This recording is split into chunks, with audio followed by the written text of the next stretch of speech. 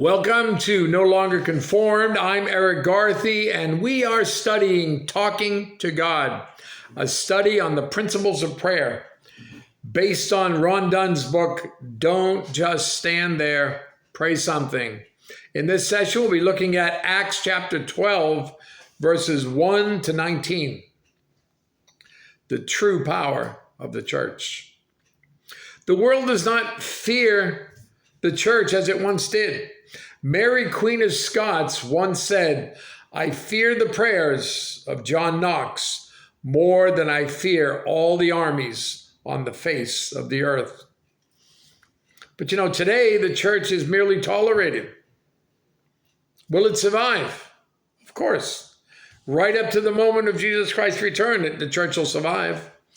The first century was thoroughly pagan, ruled by Rome. Not much different than today. Yet within 300 years, the church had conquered the known world. How did it do it? Well, turn to Acts chapter 12. What an explosive opening is recorded in verses 1 to 3. Now, about that time, Herod the king stretched out his hand to harass some of the church. Then he killed James, the brother of John, with the sword. And because he saw that it pleased the Jews, he proceeded further to seize Peter also. Now it was during the days of unleavened bread. James, and then the leader, Peter. Look at verse 4. So when he had arrested him, he put him in prison and delivered him to 4 squads of soldiers to keep him, intending to bring him before the people after Passover. Peter, guarded by 16 soldiers, chained between 2 of them, no escape, no hope. But, in verse 5, he was therefore kept in prison, but constant prayer was offered to God for him by the church. Don't read over that verse too quickly. He was therefore kept in prison, but constant prayer was offered to God for him by the church. Well, let's see the rest of the story. Verse 6. And when Herod was about to bring him out, that night, Peter was sleeping, bound with 2 chains between 2 soldiers. And the guards before the door were keeping the prison. Now behold, an angel of the Lord stood by him, and a light shone in the prison. And he struck Peter on the side and raised him up, saying, "Arise quickly." And his chains fell off his hands. And then the angel said to him, "Gird yourself and tie on your sandals." And so he did. And he said to him, "Put on your garment and follow me." So he went out and followed him, and did not know that what was done by the angel was real, but thought he was seeing a vision. When they were past the first and second guard posts, they came to the iron gate that leads to the city, which opened to them of its own accord. And they went out and went down one street, and immediately the angel departed from him.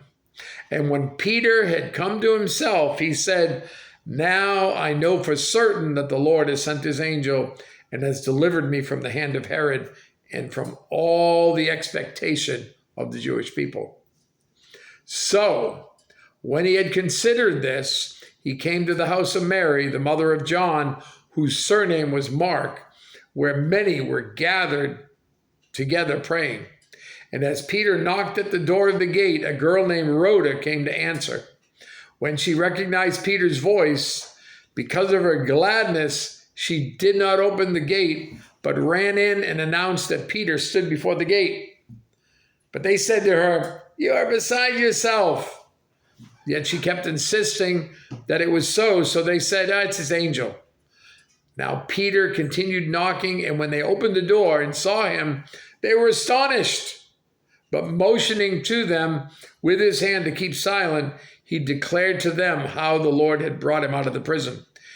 And he said, "Go, tell these things to James and to the brethren. And he departed and went to another place. Then, as soon as it was day, there was no small stir among the soldiers about what had become of Peter. But when Herod had searched for him and not found him, he examined the guards and commanded that they should be put to death. And he went down from Judea to Caesarea and stayed there. Why didn't Peter run away after he got out? Well, the former deserter is now totally calm. And look again at verse 12. When he had considered this, maturity. He thinks before acting now and decides to go and encourage the church. The word consider means to see together, to look at the whole picture, evaluate the entire circumstance in the church and in the world. So let's take a moment ourselves and consider four facts about the church and the world. First, the church and the world are enemies. 1 John chapter 2, verse 15 down to verse 17. Do not love the world or the things of the world. If anyone loves the world, the love of the Father is not in him. For all that's in the world, the lust of the flesh, the lust of the eyes, and the pride of life, is not of the Father, but is of the world. And the world is passing away, and the lust of it. But he who does the will of God abides forever. The apostle uses the word world 79 times in his gospel and 23 times in his first letter. And each time, John is referring to human civilization operating under evil power. There were alliances in Jesus' day. The Sadducees, the Pharisees, and Herod, divided among themselves, but united against a common thread. Matthew chapter 16, verse 11.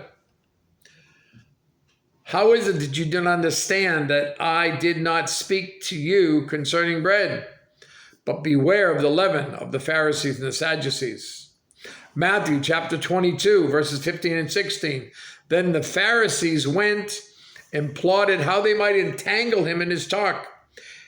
And they sent to him their disciples with the Herodians. Verse 23. The same day, the Sadducees, who say there's no resurrection, came to him and asked him. Verse 34. But when the Pharisees heard that he had silenced the Sadducees, they gathered together.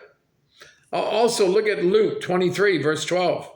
That very day, Pilate and Herod became friends with each other, for previously they had been at enmity with each other. And then John chapter 19, verse 15. But they cried out, away with him, crucify him. Pilate said to them, shall I crucify your king? The chief priests answered, we have no king but Caesar. Listen, the old saying is true. War makes strange bedfellows. Why? Because those with a common enemy are drawn together. This dynamic occurs in churches all the time. Don't be deceived. The church and the world are enemies. Second, the success of evil only appears that way. Peter was delivered. James could have been delivered too. Herod's victory over James only appeared that way. Psalm 73, verse 7 and verse 13. Their eyes bulge with abundance. They have more than heart could wish. Verse 13. Surely I've cleansed my heart in vain and washed my hands in innocence. Listen, and what's the cure for seeing things that way? It just appears that the world is winning. Appears that those that don't love God are having all the success. Well, verses 16 and 17 of Psalm 73. When I thought how to understand this, it was too painful for me until I went into the sanctuary of God. Then I understood their end. You see, when the enemy seems to be winning, let God's word be your source of comfort and ministry.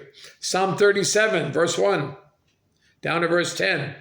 Do not fret because of evildoers, nor be envious of the workers of iniquity, for they shall soon be cut down like grass and wither as the green herb.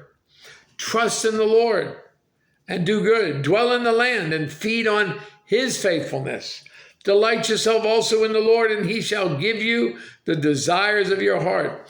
Commit your way to the Lord. Trust also in him, and he shall bring it to pass. He shall bring forth your righteousness as the light, and your justice as the noonday. Rest in the Lord and wait patiently for him. Do not fret because of him who prospers in his way, because of the man who brings wicked schemes to pass. Cease from anger and forsake wrath. Do not fret. It only causes harm. For evildoers shall be cut off, but those who wait on the Lord, they shall inherit the earth. For yet a little while, and the wicked shall be no more. Indeed, you will look carefully for his place, but it shall be no more. And then third, God's unseen hand is always at work. John chapter 6, verses 5 to 7. Then Jesus lifted his eyes and seeing a great multitude coming toward him, said to Philip, where shall we buy bread that these may eat? But this he said to test him, for he himself knew what he would do. Philip answered, 200 denarii worth of bread is not sufficient for them, that every one of them may have a little. It is impossible to evaluate a situation on physical evidence.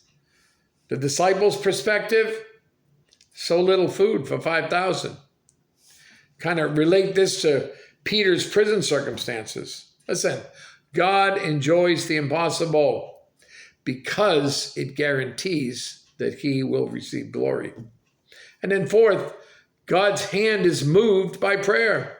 Acts chapter 12, verse 5. Peter was therefore kept in prison, but constant prayer was offered to God for him by the church. But constant prayer was offered to God for him by the church. You need to see the connection. Peter's deliverance, the church's prayers. This is the other side of the prayer balance, the human side. God's sovereignty and the believer's intercession. Prayer is the true power of the church. There was no influence on earth that could get Peter out, but the power of prayer was sufficient to do it. Listen, icebergs can move against the wind. And do you know why? It's because 90% of their mass is below the surface of the water, causing them to get caught up in the currents, whichever way they're traveling. The church doesn't realize its power in God's strong current. 2 Chronicles chapter 16, verse 9. For the eyes of the Lord run to and fro throughout the whole earth to show himself strong on behalf of those whose heart is loyal to him. Pray for an impossible situation in your life or in your church and trust God to act on it. You think about that, and you have a great day.